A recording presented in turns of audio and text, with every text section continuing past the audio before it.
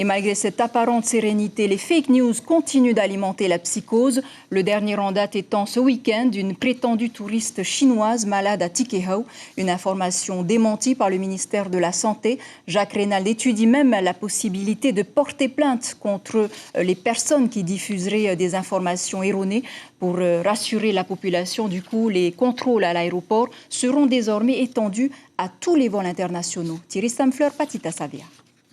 La présidence arborait ce matin encore les décorations du Nouvel An chinois, mais l'heure était plutôt à tenter de rassurer une opinion publique inquiète, si l'on en juge par la virulence des échanges sur les réseaux sociaux.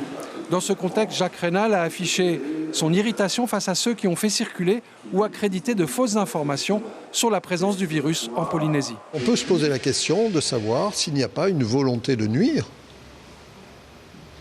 Une volonté de nuire ou une volonté de faire peur à la population.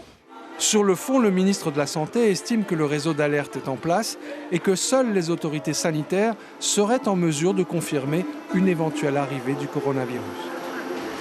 Pourquoi j'ai confiance? Parce que nous avons mobilisé tous les professionnels susceptibles d'être en contact avec des voyageurs, puisque on parle bien là de gens qui voyagent. Le virus ne peut pas arriver et tomber du ciel. Il peut arriver par l'intermédiaire de quelqu'un qui aurait été en contact éventuel avec quelqu'un qui était infecté.